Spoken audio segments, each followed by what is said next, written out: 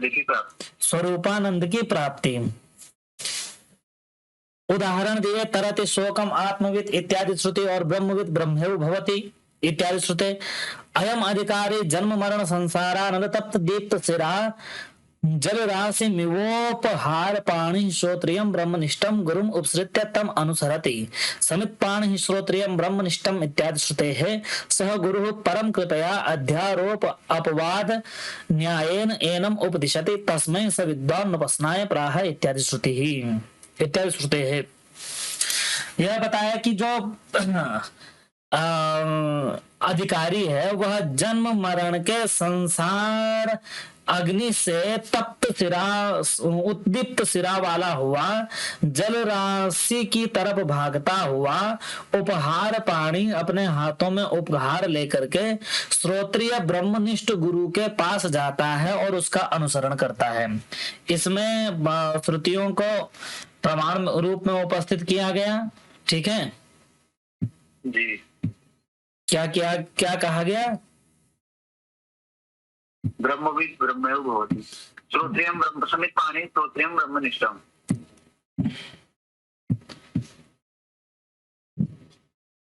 कि किसके पास जाता है? गुरु के पास। गुरु के पास। ठीक है जी। गुरु भी कैसा है? श्रोत्रिय ब्रह्मनिष्ठ। श्रोत्रिय ब्रह्मनिष्ठ। कल श्रोत्रिय और ब्रह्मनिष्ठ बताया था तुम्हें। ठीक है जी क्या बताया था? पहले मानव जन्मना जायते शूद्रः कर्मणा द्विजते। फिर उस द्विज में भी मतलब द्विजत्व, उसमें श्रुति का पढ़ना, फिर उसका अनुसरण करना। तो जो श्रुति का अनुसरण करता है वो श्रोत्रिय हुआ। हाँ कुछ बताया था? जी गुरु जी। क्या बताया था बताओ। क्योंकि ऐसा ब्राह्मण जो वेदों का अध्ययन करता हो और केवल अध्ययन ही नहीं मतलब वेदों का अनुसरण, वेद के अनुसार अपना जीवन जीता हो, वही क्या है? श्रोत्रिय। तो ऐसा श्रोत्रिय और ब्रह्मनिष्ठ, ब्रह्म पर निष्ठा रखने वाला जो गुरु है उसके पास जाते हैं। ठीक है जी। और उसके पास जाकर ही क्या करते हैं?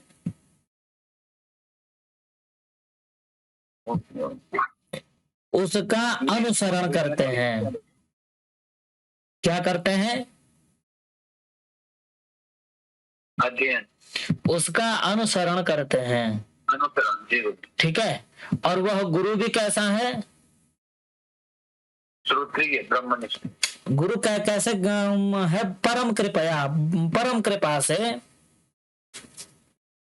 परम कृपा से अध्यारोप अपवाद न्याय से उसके संताप को दूर करते हैं।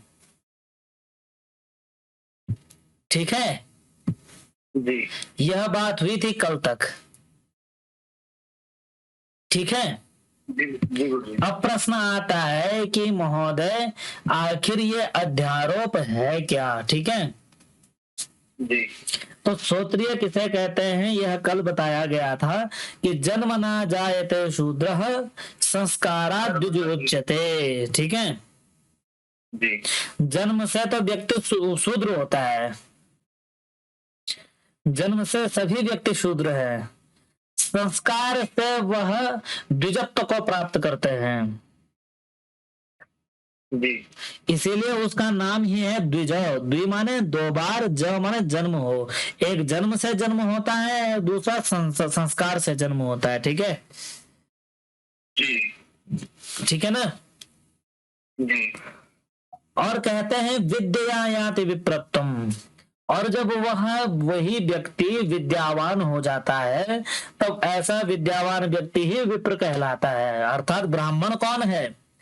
जन्म से तो शूद्र है, संस्कार जब उसके हो जाते हैं तो संस्कारों से वह द्विज कहलाता है। लेकिन द्विज है संस्कार मात्र व्यक्ति। ठीक है जी। और जब उसमें विद्या आ जाती है, क्या आ जाती है? विद्या।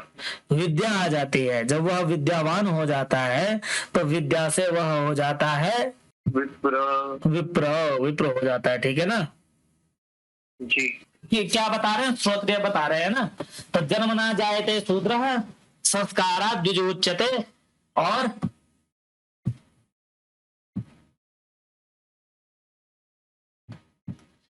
विद्या याते विप्रतम, विद्या से क्या प्राप्त होता है, विप्रता प्राप्त होती है, ठीक है। जी। विद्या से क्या प्राप्त होती है, विप्रता प्राप्त होती है। और जिसके पास तीनों हो, अर्थात जन्म भी हुआ हो और जन्म के बाद उसके संस्कार भी हुए हो और उसने विद्या भी प्राप्त कर ली हो, ठीक है। तो ठीक है, ऐसा व्यक्ति कहलाता है श्रोत्रिय, ठीक है ना। तो ऐसे श्रोत्रिय व्यक्ति के पास ही अधिकारी जाता है और जो अधिकारी है वह कृपा पूर्वक अध्यारोप और अपवाद न्याय से उसको उपदेश देता है, ठीक है। इतना समझ गए। इसमें प्रमाण दे दिए थे तो कल यहां तक की चर्चा हो गई थी, ठीक है ना। अब कह रहे हैं कि आखिर ये अध्यारोप क्या है और अपवाद क्या है। तो अध्यारोप को बता रहे हैं, असर्प भूतायाम रज्जौ सर्पारोप वद वस्तुनि अवस्थारोप अध्यारोप। क्या लिखा है, सर्वभूतायाम रज्जौ रज्जौ सर्पारोपवत् वस्तुनि अवस्थारोप। हाँ, असर्प भूतायाम रज्जो, जो सर्प नहीं है, असर्प भूत जो सर्प नहीं है, ठीक है। किंतु असर्प भूतायाम रज्जो, जो सर्प नहीं है ऐसा रज्जु, रज्जु यानी रस्सी, रस्सी रज्जु है।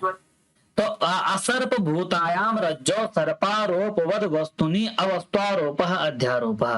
वस्तुनि अवस्थारोप अध्यारोप, वस्तु में अवस्तु का आरोप अध्यारोप अध्यारोप है। क्या कहा, वस्तु में अवस्तु का आरोप अध्यारोप। और उदाहरण दिया है कि असर्प भूतायाम रज्जो, ऐसी रज्जु जो सर्प नहीं है। सीधी बात है, सर्प रज्जु नहीं हो सकता, रज्जु सर्प नहीं हो सकता, ठीक है जी। तो जो सांप नहीं है ऐसा सांप के अभाव वाला जो रज्जु है अर्थात रस्सी है, उस रस्सी में सर्पारोपवद वस्तु, सर्पारोप सर्प का आरोप कर लेना, ठीक है। सर्पारोप की तरह, सर्पारोपवत सर्पारोप की तरह वस्तु में अवस्तु का आरोप ही अध्यारोप है। अब यहां बताइए, दो चीजें दी है इन्होंने, सर्प दिया है और रज्जु दिया है। वस्तु हम किसे कहेंगे, जो सत्य है या जो असत्य है, जो सत्य, और अवस्तु किसे कहेंगे, जो असत्य, जो असत्य है। सर्प और रज्जु के दृष्टांत में सर्प सत्य है या रज्जु यानी रस्सी सत्य है। सांप और रस्सी में से वर्तमान उदाहरण में कौन सत्य है, रज्जु, रज्जु सत्य है। तो रज्जु रूपी जो वस्तु है उस वस्तु में हम किसको जान रहे हैं, सर्प को जान रहे हैं। सर्प अवस्तु है कि नहीं, और हम रज्जु में सर्प जान रहे हैं, तो सर्प क्या वाकई में वहां बैठा हुआ है रज्जु में। हम तो इस चीज को ही तो आरोप कहते हैं। तो वस्तुनि अवस्थारोप, वस्तु में अवस्तु का आरोप करना ही क्या है, अध्यारोप है। अब कह रहे हैं कि इस यहाँ सर्प कौन है और रज्जु कौन है, अर्थात हमें क्या सर्प और रज्जु को समझना है। हम सर्प और रज्जु को समझने के लिए तो वेदांत सार पढ़ नहीं रहे हैं, हम तो क्या समझने के लिए वेदांत सार पढ़ रहे हैं, ब्रह्म को जानने के लिए तो कह रहे हैं इस तरह से समझाइए हमें कि कौन वस्तु है और कौन अवस्तु है। तो वहां वस्तु और अवस्तु में कहते हैं कि वस्तु सच्चिदानंद अनंता द्वयम ब्रह्म। वस्तु क्या है? सच्चिदानंदानंत द्वयम, सतचित आनंद स्वरूप, अनंत अर्थात सभी में व्याप्त, अद्वयम जो दो नहीं है, ऐसा ही क्या है? ऐसा जो ब्रह्म है वही ब्रह्म सत्य है, वस्तु है। ठीक है, जो मंगलाचरण में बताया था जिसका आश्रय लेना था वही आश्रय वाला सच्चिदानंद अनंत अद्वय रूप जो ब्रह्म है वही वस्तु है। ठीक है, अज्ञान आदि सकल जड़ समूह अवस्तु, और अवस्तु क्या है? अज्ञान इत्यादि जितने जड़ समूह हैं जिसमें कोई चैतनत्व व्याप्त नहीं है, वह सकल जड़ समूह ही क्या है? अवस्तु है। ठीक है ना, समझ गए इतना? अब कह रहे हैं अज्ञानम, तो आपने अध्यारोप बोला, वैसे तो अध्यारोप हमें अभी भी समझ में नहीं आया। ठीक है, मतलब एक सामान्य बात कह रहा हूं, क्योंकि अज्ञान, इन दोनों को समझना इतना आसान नहीं है जितना तुम्हें लग रहा है। लेकिन फिर भी कह रहे हैं कि चलो सामान्य तौर पे हमने, जैसा होता है ना प्रारंभिक तौर पे पूरा ज्ञान नहीं दिया जाता, लेकिन आधा ज्ञान ही को ज्ञान मान करके फिर आगे बढ़ा जाता है ना। अब क्या कहते हैं, अगर जो जब हम 10वीं 12वीं में जो ज्ञान देते हैं वो ज्ञान क्या पूरा ज्ञान होता है? नहीं होता है, लेकिन वो इतना ज्ञान है पर्याप्त कि बच्चा उसके सहारे अंतिम सत्य को जान सके। तो इसीलिए कहते हैं कि देखो भाई, अध्यारोप तो अभी भी पूरी तरह से समझ नहीं आया है, लेकिन हमने मान लिया कि कोई वस्तु है और उस वस्तु में अवस्तु का आरोप करना, यानी वस्तु को कुछ और समझ लेना, यही क्या है? अध्यारोप है। और आप वस्तु बता रहे हैं ब्रह्म को और अवस्तु बता रहे हैं अज्ञान आदि सकल जड़ समूह को। तो चलो ब्रह्म हमने मान भी लिया, कोई वस्तु है जो इस संसार में स्थित एक तत्व है जिसकी वजह से इस समस्त संसार का गणित बना हुआ है, कर्म फल बने हुए हैं, कार्य कारण भाव संबंध अभी भी बने हुए हैं। भाई दीवार पे कपाल मारोगे तो खून ही निकलेगा, दर्द ही होगा, चाहे तुम मारो चाहे कोई मारे। तो ये कुछ सांसारिक नियम बने हुए हैं कि नहीं बने हुए हैं? तो कहीं तो कुछ ऐसा तत्व है इस संसार में जिसकी वजह से सारे नियम काम कर रहे हैं। समझ रहे हो?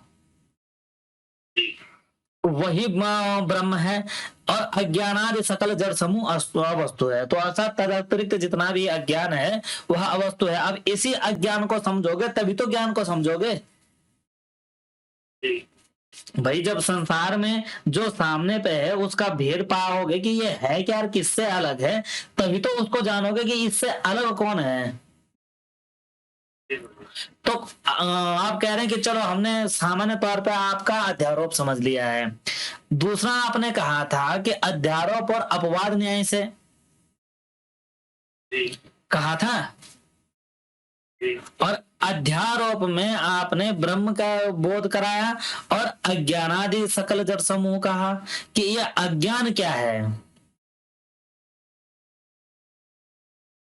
तो अज्ञान को बताते हैं, देखो ये पेपर में भी आता है, तुम अधिकतर पेपर की तैयारी के लिए मुझसे पढ़ रहे हो। ठीक है, तो ये अज्ञान क्या है? तो कहते हैं अज्ञानं तु सद असद भ्याम अनिर्वचनीयम। अर्थात अज्ञान को आप ऐसा भी नहीं कह सकते कि ये है, मतलब बच्चे को पकड़ करके उंगली लगा करके नहीं दिखा सकते कि ये है अज्ञान।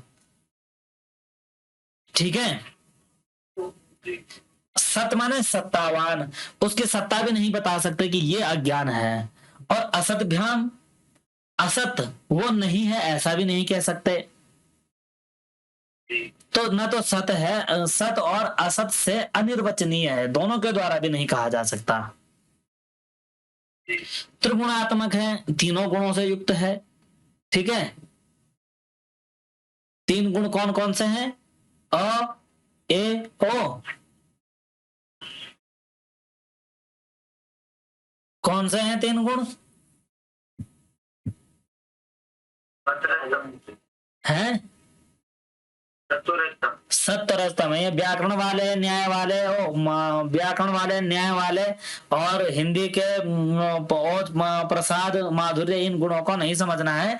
यहाँ गुण से तात्पर्य है दार्शनिकों का जो सत्व रजतम गुण है। ठीक है, तो वही जो गुण है उन गुणों से युक्त है, त्रिगुणात्मक है। ठीक है, और क्या है? ज्ञान विरोधी है, ज्ञान का ठीक अपोजिट है। भाई अज्ञान है तो न ज्ञानम इति अज्ञानम। और भाव रूपम, भाव रूप है, मतलब है कुछ, इसीलिए उसको कहते हैं कि यत किंचित इति। कितने लक्षण बताए अज्ञान के?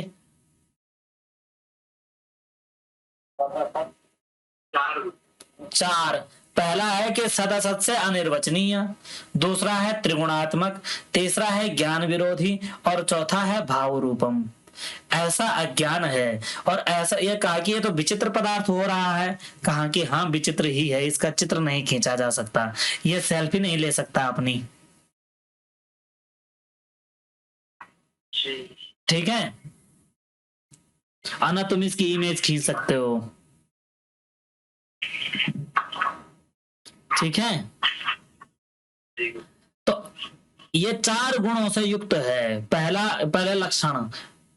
लक्षण है सद असत से अनिर्वचनीय है, त्रिगुणात्मक है, ज्ञान विरोधी और भाव रूप है। इसीलिए जब इसके बारे में किसी से पूछा जाता है तो वह कहते हैं यत किंचित इति, कुछ तो है, कुछ तो है। ठीक है, दया कुछ गड़बड़ है।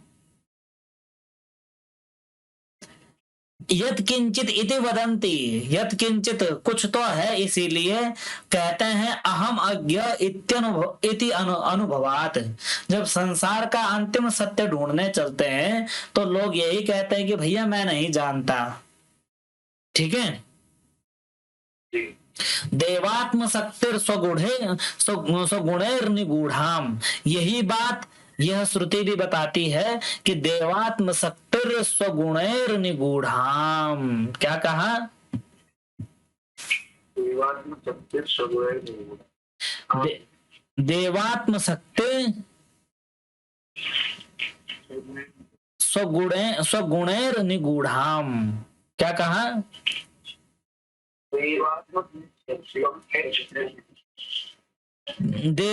शक्ति स्वगुणेर निगूढ़ाम, देवात्म शक्ति अपने ही गुणों में निगूढ़ है। ठीक है, उसी का, इस तरह की कोई श्रुति है उसका भी यही भाव है। ठीक है, इस प्रकार की जो श्रुतियां हैं वह श्रुतियां भी यही भाव देती हैं कि जो अज्ञान है वह सद असत से अनिर्वचनीय है, त्रिगुणात्मक है, ज्ञान की विरोधी और भाव रूप में है। ठीक है, सद असद भ्याम निर्वचनीयम, यदि अज्ञान को सत कहा जाए तो उसे चिदात्मा के समान त्रिकाल बाधित होना चाहिए, लेकिन उसे तत्वगात ज्ञान से व्याख्या कर रहे हैं व्याख्याकार की सद असद भ्याम से निर्वचनीय किस तरह है कि यदि अज्ञान को सत कहा जाता है तो उसे जो ब्रह्म है उसके समान त्रिकाल बाधित होना चाहिए, अर्थात उसमें त्रिकाल, तीनों कालों की कोई बाधा नहीं होनी चाहिए, अर्थात आज भी हो, कल भी हो और परसों भी रहे। लेकिन तत्व ज्ञान में अज्ञान बाधित हो जाता है, इसलिए सत नहीं हो सकता। और अगर उसे असत कहे, ठीक है, ठीक है, असत कहे यानी जैसे वंध्या के पुत्र के समान प्रतीयमान नहीं होना चाहिए। भाई वंध्या का पुत्र कहीं देखा जाता है? तो ऐसे ही उसको वंध्या का पुत्र देखा ही नहीं जाता। क्या कहीं प्रतीत हो, किसी में उसकी प्रतीति होती है कि यह वंध्या का पुत्र है? लेकिन अज्ञान की प्रतीति होती है कि नहीं होती? ठीक है, तो कह रहे हैं कि यदि उसे असत कहें तो उसे बंध्या के पुत्र के समान प्रतीयमान नहीं होना चाहिए, लेकिन वह संसार के बंधन में जटिलबद्ध प्राणी को मैं अज्ञानी हूं इस भांति प्रतीत होती है, यानी अज्ञान तो प्रतीत होता है। अतः उसे सदरूप तथा असदरूप दोनों ही नहीं कहा जा सकता। ठीक है, इसीलिए वह सद असदभ्याम से निर्वचनीय है। ठीक है, तो सन्नाप्युभयात्मिकानो भिन्नाप्य भिन्नाभयात्मिकानो सांगाप्यनंगाप्युभयात्मिकानो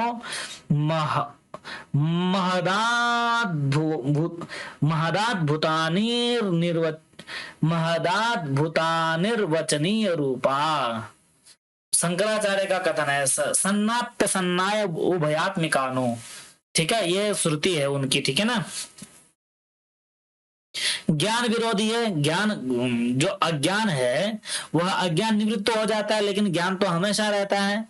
और यत्किंचित अस्ति, कुछ तो है। ठीक है, तो इस प्रकार से अज्ञान को भी बता दिया और अध्यारोप को भी बता दिया। ठीक है ना, और इनके प्रमाण रूप में देवात्म शक्तिम स्वगुणेर निगूढ़ाम इत्यादि श्रुतियां हैं। इन श्रुतियों को यदि आप देखोगे तो वहां ये भाव मिलेंगे। आगे इदमज्ञानं समष्टि व्यष्ट्यभिप्रायेण एकम् अनेकमिति व्यवह्रियते। अब कह रहे हैं कि जो यह अज्ञान है इसके दो भेद हैं।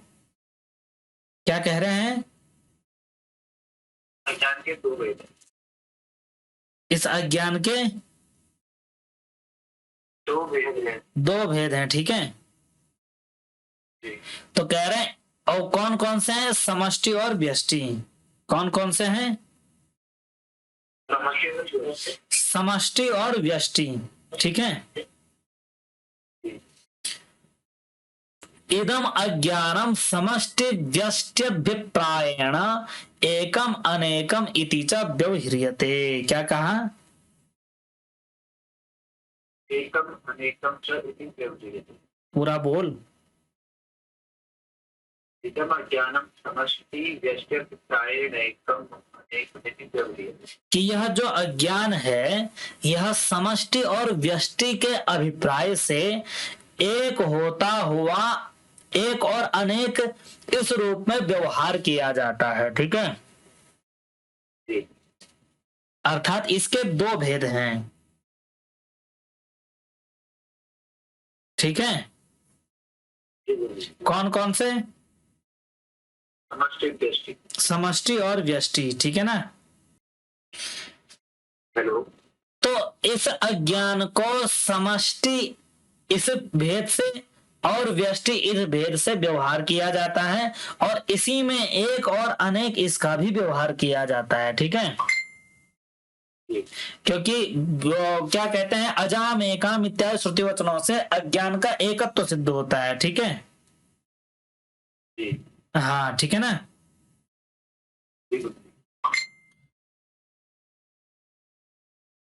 अजाम एकाम इत्यादि श्रुति वचनों से अज्ञान का एकत्व सिद्ध होता है। अब जो व्यष्टि है, व्यष्टि माने अलग अलग, व्यष्टि का मतलब अलग अलग। तो जब अलग अलग होगा तो तब क्या होगा?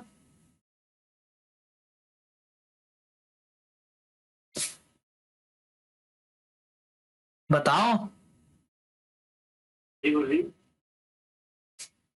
आ रही है? आ रही है। जब मैंने कहा व्यष्टि होगी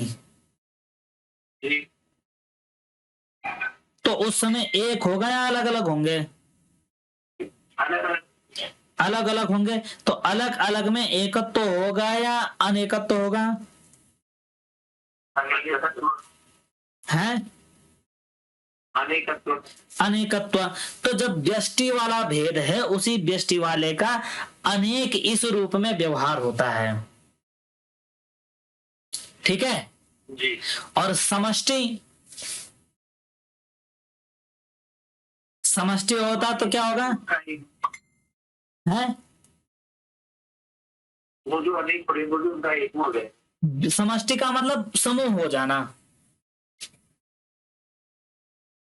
है ना। जी तो समष्टि उसका एकत्व है और व्यष्टि उसका अनेकत्व है। तो उसी समष्टि और व्यष्टि भेद से एक और अनेक रूप में व्यवहार होता है। ठीक है, जी गुरुजी, समझ रहे हो। जी गुरुजी, तो यह अज्ञान के दो भेद हुए।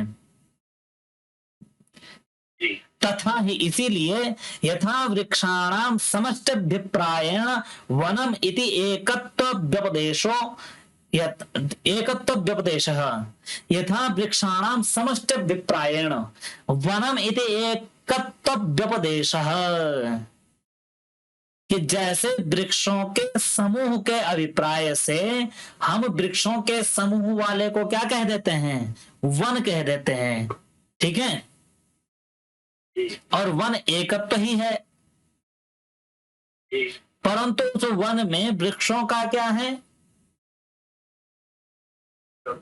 अनेकत्व है। उस अनेकत्व को हमने समूह बनाया और समूह रूप में एकत्व का व्यवहार कर दिया, वनम इति। जी गुरुजी, यथा वा अथवा जलानाम समष्टिभिप्रायेण जलाशय इति, जल के समष्टि के अभिप्राय से, जल के समूह के अभिप्राय से अलग अलग जल का समूह बना करके हम उसे क्या कह देते हैं, जलाशय कह देते हैं। अलग अलग बूंदें एक में समाहित हो गई, हमने उसको जलाशय कह दिया। जी एकत्व के व्यवहार से हमने नामकरण कर दिया। ठीक है ना। जी और इसी को यदि आप बहुत्व में कहें तो नानात्वेन प्रतिभासमानानाम जीवगतानाम समष्टिभिप्रायेण तद एकत्व व्यपदेशः। नानात्वेन प्रतिभासमानानाम, अनेक रूप में प्रतिभासित होने वाले। ठीक है, क्या कहा, अनेक रूप में विभाजित होने वाले, अनेक रूपों में प्रतिभाषित होने वाले जीवगत अज्ञान के समष्टि के अभिप्राय से तद एकत्व व्यपदेशः। ठीक है, जी कि जीवगत अज्ञान के समष्टि अर्थात समूह के अभिप्राय से उन उसमें एकत्व का व्यवहार होता है। जी नानात्वेन, प्रत्येक जीव के अज्ञान की अलग अलग सत्ता है। ठीक है, जी और प्रत्येक जीव के द्वारा वह दिखाई पड़ती है। जी तो जीव जब अनेक हैं तो अज्ञान भी कैसे हैं, अनेक हो गए, अनेक हो गए।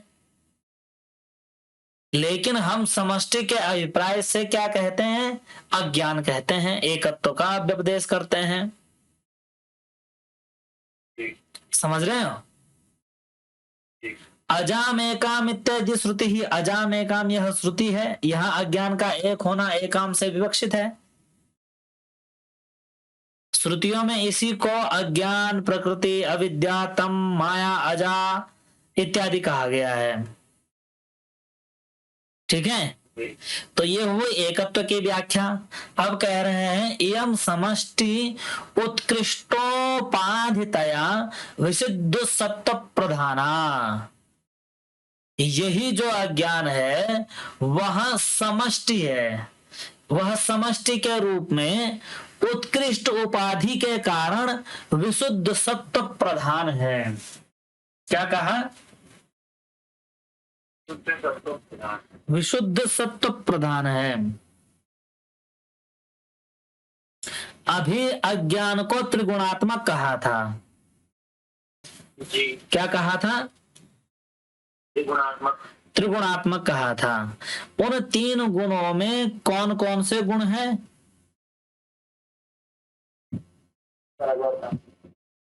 कौन कौन से गुण हैं, सत्व रजतम, सत्व, रज और तम।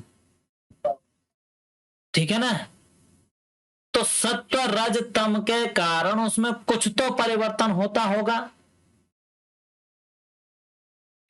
तो कह रहे हैं कि जो ये समष्टि है, इस अज्ञान का जो समष्टि है वह उत्कृष्ट उपाधि के कारण विशुद्ध सत्व से प्रधान है, अर्थात उसमें विशुद्ध सत्व की प्रधानता है। देखो ये गणित है, अभी इतनी जल्दी समझ में नहीं आएगा, जब पूरा प्रसंग लगेगा ना तब जाकर के कुछ समझ में आएगा, क्योंकि उन्होंने पूरे उसको समझाने के लिए एक तरह की गणित कर रखी है। ठीक है, अभी इसको जब पूरा प्रसंग समाप्त होगा तब तुम देखोगे कैसे सत्व रज तम को बांटा हुआ है और उस बांट करके ये चीजें समझाई गई हैं। तो एवं अभी पहले सामान्य रूप से उपदेश सुनो कि एवं समष्टि, यह जो समष्टि है अज्ञान की, वह उत्कृष्ट उपाधि के कारण, उसका उत्कृष्ट उपाधि संज्ञा के कारण विशुद्ध सत्व प्रधाना, विशुद्ध सत्व से युक्त है, उसमें विशुद्ध सत्व की प्रधानता है। अर्थात त्रिगुणों में तीन गुणों तो हर किसी में तीनों गुण तो होंगे, ठीक है, लेकिन सत्व की जब प्रधानता रहेगी तो सत्व की और विशुद्ध सत्व की प्रधानता रहेगी, तब वह समष्टि होगा, क्योंकि वही सत्व उत्कृष्ट उपाधि है। तो उस सत्व, विशुद्ध सत्व के उत्कृष्ट उपाधि के कारण इयम समष्टि ही, यह समष्टि है। ठीक है, और एतद उपहितम चैतन्यम सर्वज्ञत्व सर्वेश्वरत्व सर्वनियंत्रित्वादि गुणम गुणकम अव्यक्तम अंतर्यामी जगत कारणम ईश्वर इति च व्यपदिश्यते सकल अज्ञान सकल अज्ञानावभासकत्वात्। क्या लिखा है? सकल ज्ञानावभासकत्वात्। सकल ज्ञानावभासकत्वात् कह रहे हैं, क्या कह रहे हैं? पंक्ति बोलो जरा। एतद उपहितम चैतन्यम, इससे उपहित जो चैतन्य है, ठीक है, आगे सर्वज्ञत्व सर्वेश्वरत्व सर्वनियंत्रित्व,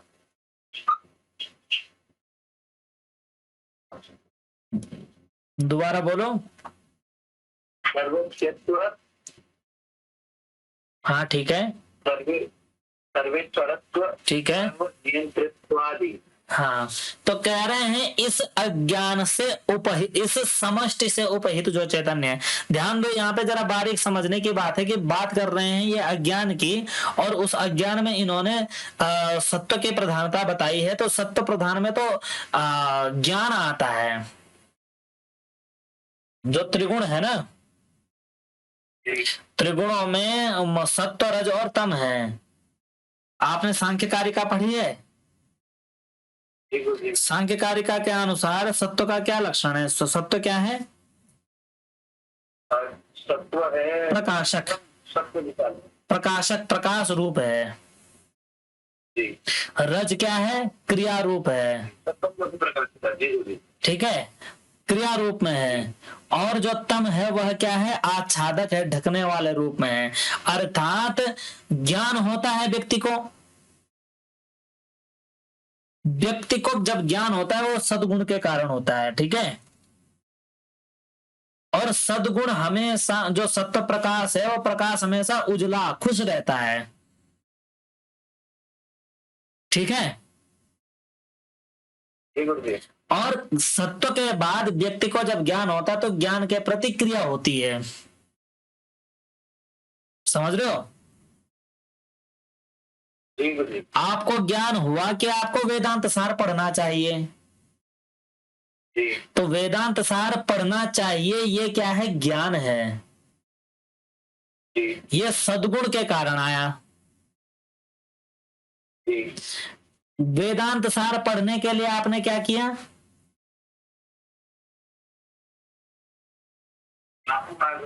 है, हमें पकड़ा, ठीक है, हमारा अनुसंधान किया, और हमारा अनुसंधान करने के बाद इतने प्रपंचों के बीच आप वेदांत सार पढ़ रहे हैं, पढ़ रहे हैं ना, इतने प्रपंच हैं, कॉलिंग से जुड़ो, आवाज की वेट करो, आ रहा है नहीं आ रहा, फिर गुरुजी का बोला हुआ समझो, ये लगाते रहो कहीं गुरुजी गलत तो नहीं बोल रहे हैं, सही पढ़ा रहे हैं नहीं पढ़ा रहे हैं, प्रपंच है कि नहीं, समझ रहे हो। और इस प्रपंच में दुख होता है कि नहीं होता, तो क्रिया में दुख होता है। तो जो ज्ञान है वो सुख स्वरूप है, और जो क्रिया है उस क्रिया में वैसे सुख और दुख का मिश्रण है क्रिया में, ठीक है, लेकिन नोदन तो है, यानी पीड़ा तो है कि नहीं। और क्या है, जो तीसरा गुण है तम, वो निठल्लेपन का स्वरूप है, यानी आदमी की ना बुद्धि चलती है, न वह क्रिया में संलग्न होता है, बल्कि निठल्ला पड़ा रहता है कहीं, तो वह बुद्धि में ढक्कन लगाता है, आवरण आवरण ढका देता है वो, ठीक है। तो क्रियाशील व्यक्ति की भी टांग खींचेगा, बोलेगा तू भी बैठ जा, तू भी काहे कर रहा है,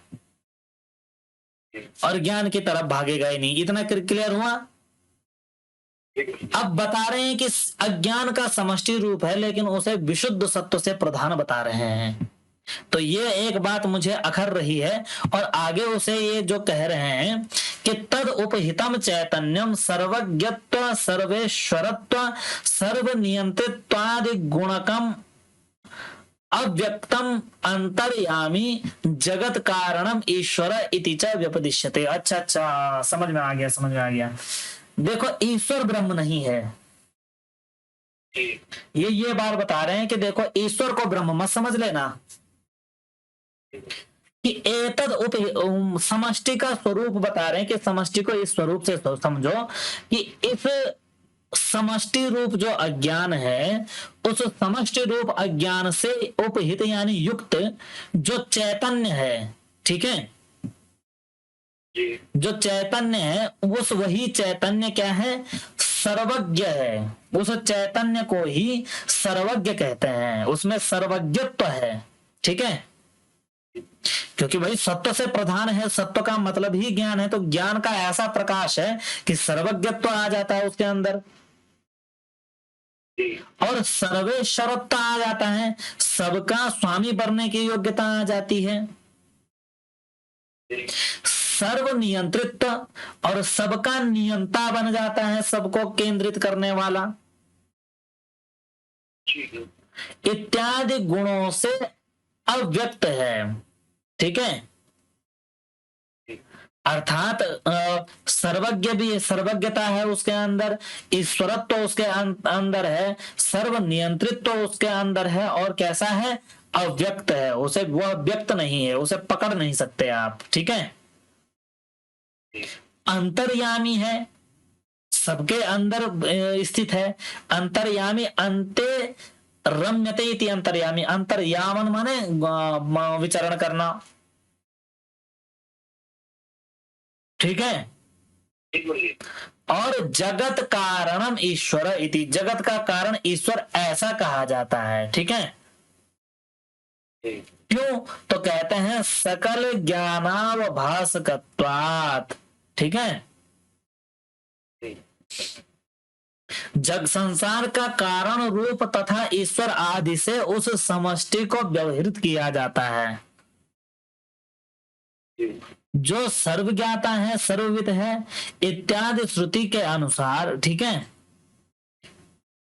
सकल ज्ञानावभासकत्वात्, सभी ज्ञान का अवभास होने के कारण ही उसको जगत का कारण ईश्वर मान लिया जाता है, और यह सर्वज्ञ सर्वविद इति श्रुते है, यह सर्वज्ञ जो सर्वज्ञ है, जो सर्वविद है, वही ईश्वर है, इत्यादि श्रुति यही कहती है। लेकिन वो है क्या, तो कह रहे हैं वो अज्ञान का समष्टि स्वरूप है। हम, मुझे जितना समझ में आ रहा है मैं वो बता रहा हूं, ठीक है। मुझे जो शब्द से अर्थ लग रहे हैं वह बता रहा हूं, अभी आगे अर्थ खुलेगा, अगर कुछ गलत होगा तो दोबारा से पलट जाएंगे हम, ठीक है ना। क्योंकि अज्ञान से ज्ञान की ओर चलना, जब अज्ञान नष्ट हो जाएगा तो सही वाला ज्ञान को पकड़ लेंगे। ठीक है। तो जो समष्टि है, समष्टि विशुद्ध सत्व से प्रधान है, और विशुद्ध सत्व से प्रधान होने के कारण उससे उपहित जो तत्व है उसी को सर्वज्ञत्व, सर्वेश्वरत्व, सर्वनियंत्रित्व इत्यादि गुणों वाला अव्यक्त अंतर्यामी जगत का कारण ईश्वर ऐसा कहा जाता है। क्यों? सकल ज्ञानावभासकत्व, सभी ज्ञानों से वही आभासित होता है, इसलिए उस समष्टि रूप विशुद्ध सत्व प्रधान वाले से युक्त ईश्वर कहा जाता है। श्रुतियां भी ऐसा ही बोध करवाती हैं। ठीक है, आगे।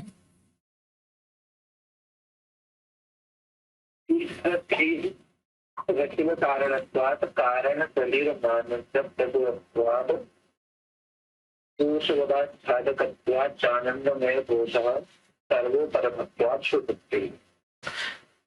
दोबारा बोलो। ईश्वरस्येयं समष्टिरिति कारणत्वात् शरीर मानसं। ईश्वर से इयम समष्टि, ईश्वर की जो यह समष्टि है, अब ये ईश्वर की ऐसा क्यों लगा रहे हैं ये समझ में नहीं आ रहा है, क्योंकि जब वही समष्टि है तो उसी में उसका संबंध, ये कुछ अलग बात है। ठीक है,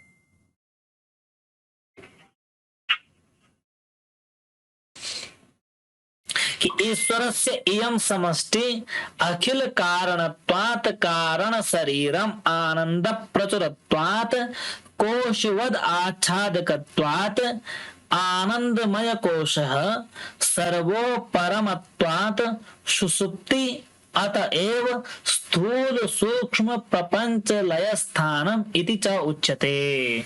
अब इन्होंने और भी कठिन कर दिया है चीजों को। ठीक है,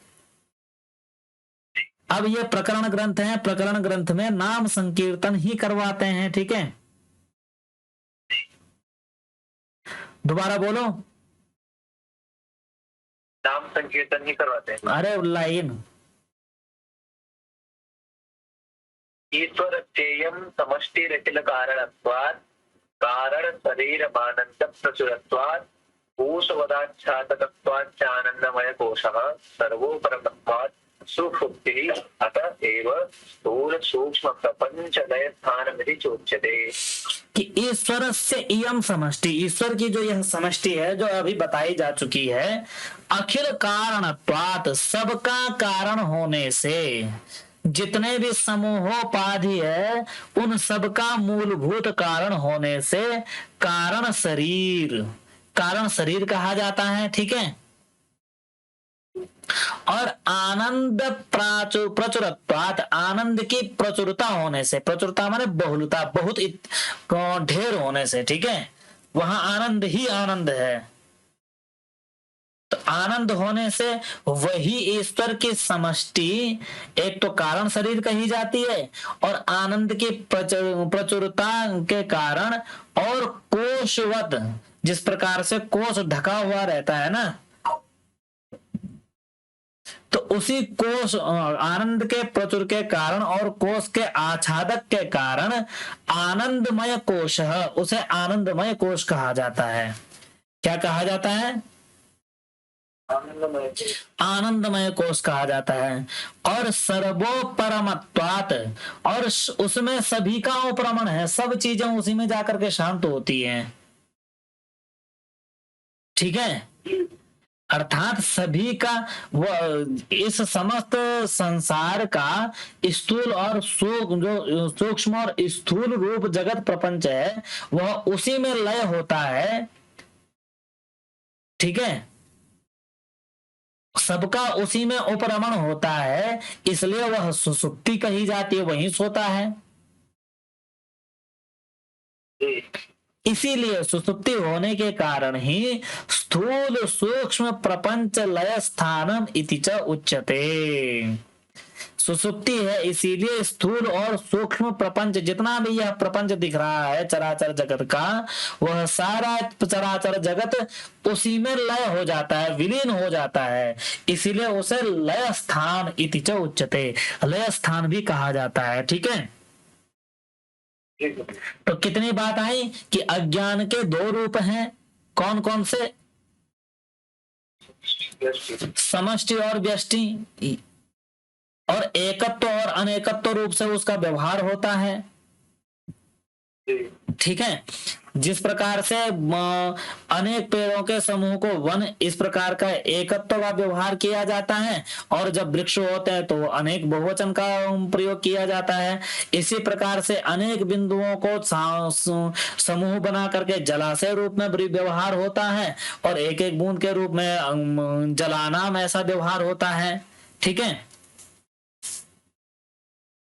और जीवगत अज्ञान यद्यपि अलग अलग हैं, फिर भी उसका एकत्व से व्यपदेश होता है। ठीक है ना, और इनमें जो समष्टि है, समष्टि रूप जो है वह विशुद्ध सत्व प्रधान है, और विशुद्ध सत्व प्रधान होने से उस समष्टि से उपहित जो तत्व है, चैतन्य है, वह सर्वज्ञत्व, सर्वेश्वरत्व, सर्वनियंत्रित्व आदि गुणों से अव्यक्त है, गुण वाला है, अव्यक्त है, अंतर्यामी है, और जगत कारण ईश्वर ऐसा कहा जाता है। और सकल ज्ञान का अवभास उसी के पास होता है, उसी को होता है, इसलिए श्रुतियां कहती हैं यह सर्वज्ञ सर्वविद इति। और इसी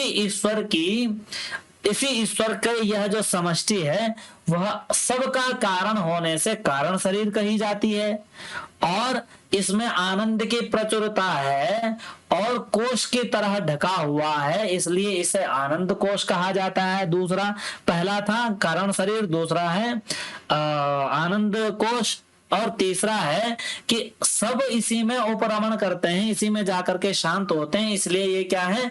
सुषुप्ति है। क्या है? सुषुप्ति है।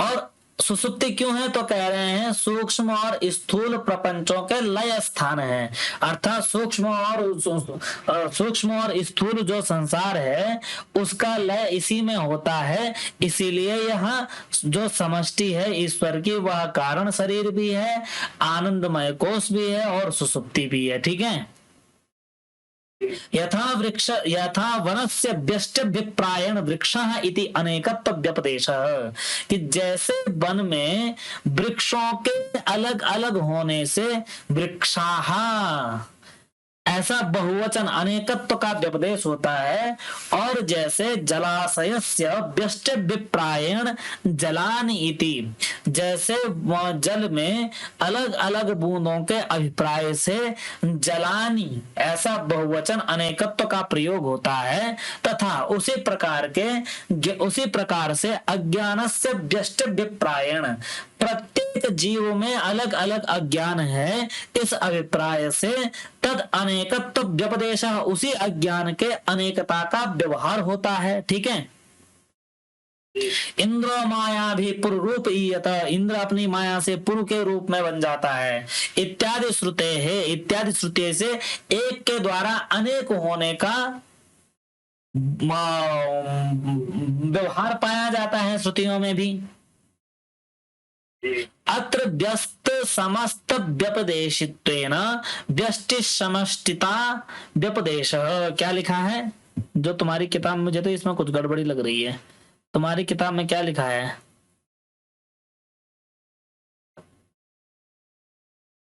अत्र समस्त व्यस्त व्यापित्वेन व्यष्टि समष्टिता व्यपदेशः। अत्र व्यस्त समस्त व्यपदेशित्वेन व्यष्टि समष्टिता व्यपदेशः, कि अत्र यहाँ व्यस्त समस्त व्यपदेशित्वेन, ठीक है,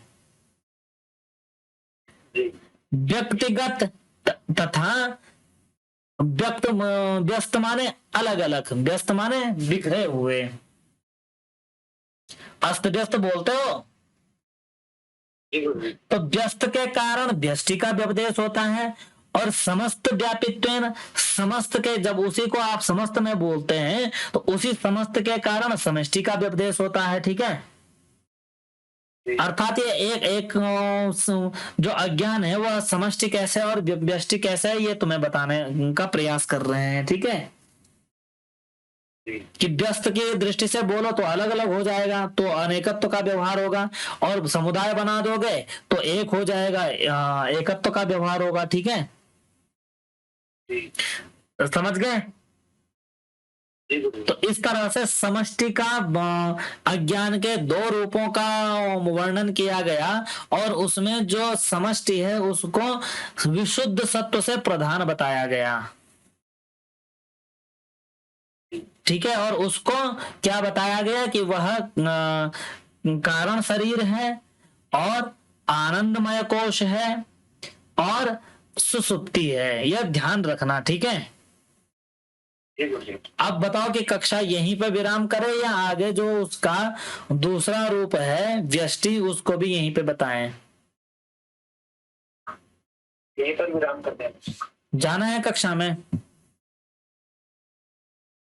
अभी तो लिंक नहीं आया, तो क्या करें, चलने दें? इस पैराग्राफ की 3 लाइन मेरे को दिखा रहा है मेरे स्क्रीन पर। दोबारा पढ़ लेंगे कल, वैसे भी दोबारा तो होता ही है हमारा, है ना। तो कह रहे हैं कि ये तो हुआ समष्टि की बात, अब व्यष्टि की भी सुन लो कि एयं व्यष्टि निकृष्टोपाधितया मलिन सत्व प्रधाना, कि इस यह व्यष्टि जो है इसकी निकृष्ट उपाधि है, इसे कैसा माना जाता है? निकृष्ट माना जाता है। ठीक है, ठीक है जी जी बोलिए। तो निकृष्ट क्यों माना जाता है? तो कह रहे हैं कि यह मलिन सत्व प्रधाना है। ठीक है, यह कैसा है? जी, मलिन सत्व प्रधान है। मलिन सत्व प्रधाना है, यानी जो सत्व का मलिन रूप है, विशुद्ध रूप तो क्या हो गया आपका? ईश्वर हो गया, लेकिन जो इसका मलिन रूप है, अर्थात इस सत्व में जो मल व्याप्त है, उस मलिन रूप से यह व्यष्टि हो जाता है। ठीक है, अब चूंकि मलिन भले ही है लेकिन है क्या?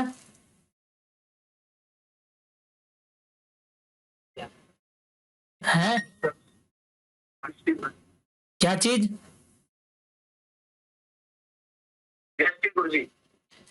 अरे यद्यपि मलिन मलिन है लेकिन साथ में क्या है?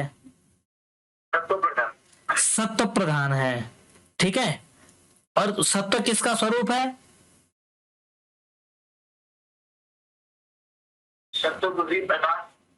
ज्ञान का स्वरूप है। तो इसीलिए कह रहे हैं कि जो व्यष्टि है निकृष्ट उपाधितया मलिन सत्व प्रधाना, इसमें सत्व की प्रधानता तो है लेकिन कैसा सत्व है? यह मलिन सत्व है। ठीक है, अब इसका प्रभाव बता रहे हैं कि एतद उपहितम चैतन्यम, इस मलिन सत्व से प्रधान जो व्यष्टि है जिसकी निकृष्ट उपाधि है, उस व्यष्टि से उपहित जो चैतन्य है वह अल्प ज्ञत्व, ज्ञत्व देखो यहां ज्ञत्व तो है लेकिन कैसा ज्ञत्व है? अल्प। कैसा ज्ञत्व है? तो अल्पज्ञत्व है, इसमें कम ज्ञान है क्योंकि मलिन के कारण उसका ज्ञान बेचारे का कम रह गया है। तो अल्पज्ञत्व होने के कारण वह ईश्वर नहीं रह जाता बल्कि अनीश्वर हो जाता है। ठीक है, और अनीश्वर इत्यादि गुणों वाला उसको प्राज्ञ ऐसा कहा जाता है। क्या कहा जाता है उसे? प्राज्ञ। देखो प्राज्ञ का मतलब होता है प्रकृष्ट ज्ञान। ठीक है, प्रकृष्ट ज्ञान वाला, लेकिन यह प्रकृष्ट ज्ञान सांसारिक दृष्टि से है, अन्यथा यह तो फिर सुपर हो जाएगा। फिर किस बात का? मलिन सत्व प्रधान। ये दर्शन की भाषा है, ये ऐसे ही समझ में नहीं आएगी, ये तो बहुत ज्यादा इसको मथना पड़ेगा। जैसे दही को मथते हैं खूब अच्छी तरह से तब जा करके घी निकलता है ना, उसी प्रकार से इस ज्ञान को मथना होगा। समझ रहे हो? इस ज्ञान को मथना होगा तब समझ में आएगा। तो इसमें मलिन सत्व प्रधान निकृष्ट उपाधि वाली जो व्यष्टि है उससे उपहित चैतन्य अल्पज्ञत्व कहा जाता है, और उसमें अनीश्वरत्वादि गुण है, अर्थात यह अनीश्वर है, ठीक है, अल्पज्ञत्व है, ठीक है, और क्या है, व्यक्त है, सबका नियंत्रक नहीं है, और सब में रमण करने वाला नहीं है बल्कि एक में ही रमण करने वाला है। तो इत्यादि से जो ऊपर बताए गए हैं ना, इत्यादि से उन गुणों को लेना है, उनके ठीक उल्टे गुणों को, जो सत्व प्रधान से उपहित जो चैतन्य के गुण हैं उसके ठीक उल्टे गुण हैं इसके, और इत्यादि से जो शेष गुण हैं उनको लेना है, ठीक है, समझ रहे हो ना? तो इत्यादि का मतलब क्या है ये जान लेना वहीं पे, समझ रहे हैं ना? तो कह रहे हैं कि चैतन्य इस मलिन सत्व प्रधान चैतन्य से उपहित मलिन सत्व प्रधान से उपहित जो चैतन्य है वह अल्पज्ञ है, अनीश्वर है, और इत्यादि गुणों से क्या ले लो, सर्व नियंत्रित नहीं है, ठीक है, और व्यक्त है, और अंतर्यामी नहीं है, और जगत का कारण भी नहीं है। तो ऐसे गुणों से उसको प्राज्ञ कहा जाता है। एक ज्ञान अवभासकत्वात्, एकमात्र ज्ञान का ही आश्रय है। तो केवल अपने ही ज्ञान का आश्रय, सबका ज्ञान नहीं होता उसको अपने का तो ज्ञान है लेकिन दूसरे का ज्ञान नहीं है, जबकि ईश्वर सत्व प्रधान होने के कारण अपने ज्ञान के साथ ही समस्त अज्ञान के आधार वाले जो जीव हैं उनका भी ज्ञान रखता है, ठीक है। तो अस्य प्राज्ञत्वम् अस्पष्टोपाधितया अनत ज्ञान प्रकाशकत्वात् की कहा कि इस अस्य प्राज्ञत्वम्, इसका जो प्राज्ञत्व है वह अस्पष्टोपाधितया, क्या लिखा है, कुछ गड़बड़ तो नहीं है यहाँ? बताओ जरा क्या लाइन लिखी है?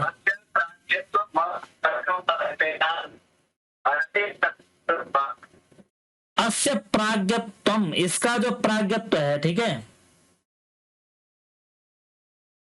इसका प्राज्ञत्व क्यों कहा कि अस्य अस्पष्टोपाधितया, अस्पष्ट उपाधि से युक्त होने के कारण, ठीक है, और अनति प्रकाशकत्वात्, ये अत्यधिक प्रकाश नहीं होता है इसको, ये स्वयं का ही प्रकाश कर पाता है, अन्य का नहीं कर पाता है, इसलिए इसे ईश्वर न कह करके इसे प्राज्ञ कह दिया गया, क्योंकि ज्ञान तो है, ठीक है। तो प्राज्ञत्वम् अस्पष्टोपाधितया, अस्पष्ट उपाधि के कारण, और अनति प्रकाशकत्वात्, सब जगह प्रकाश नहीं करने के कारण अस्य प्राज्ञत्वम्, इसका प्राज्ञत्व कहा गया है, ठीक है। कल इसको देखना क्या क्या कह रहा है और थोड़ा सा अध्ययन भी करना, तब जा करके ये समझ आएगा, नहीं तो ऐसे ही समझ नहीं आएगा ये, ठीक है।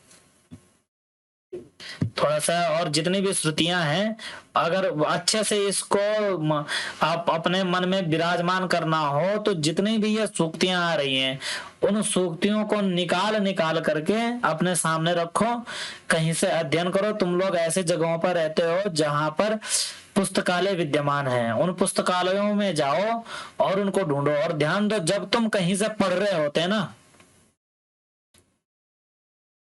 हेलो, जब तुम कहीं पढ़ रहे होते हो ना, उसी समय पर यदि स्वाध्याय करो अपने योग्यता के अनुसार अनुसंधान परक जानकारियां ढूंढो। जब तुम किसी से भी अध्ययन कर रहे हो तो जो भी जितने लोग भी अध्ययन करते हैं या कराते हैं वो सभी परम ज्ञानी नहीं होते, वो सामान्य ज्ञानी होते हैं और वो उसी सामान्य ज्ञान के सहारे आपको पढ़ाते हैं। अगर आपको और विद्वान होना हो तो उसी समय जो पढ़ाए गए हैं, जिन अंशों पर अधिक व्याख्यान नहीं हो पाता, उन अंशों को आपके पास लाइब्रेरी इत्यादि है, वहां जाकर के उनको ढूंढिए। आपका ज्ञान इतना निखरेगा कि आप पढ़ाने वाले से भी अच्छे ज्ञान वाले हो जाएंगे। तो आप अभी विद्यार्थी जीवन में हैं। विद्यार्थी जीवन का फायदा ये होता है कि उसके पास कुछ साधन होते हैं। अब हम लोगों के पास साधन नहीं है। अगर हमें कुछ अनुसंधान करना होगा तो मैं यहाँ बैठा हूँ गढ़वाल में, कहाँ आऊंगा? हरिद्वार लाइब्रेरियों के पास। खुद की किताब खरीदनी पड़ेगी, वो किताब पता नहीं अच्छी आती है नहीं आती है, उसको पढ़ने के बाद पता चलेगा कि अच्छी है या नहीं है।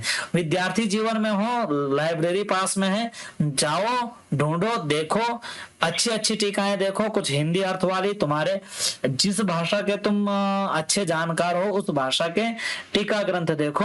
बुद्धि खुलेगी और इतनी खुलेगी कि तुम्हें संस्कृत के जो सूत्रात्मक शैली में लिखे गए ग्रंथ हैं इतने बढ़िया से समझ में आएंगे सो अलग। बुद्धि के फाटक इतने खुल जाएंगे, इतनी सूक्ष्म बुद्धि हो जाएगी कि आपको भविष्य दिखने लगेगा। ये पूरा का पूरा दर्शन और जितना संस्कृत साहित्य का रहस्य है, ये इस रहस्य को हर कोई नहीं जान सकता। इसीलिए संस्कृत दुरूह भी हुई है।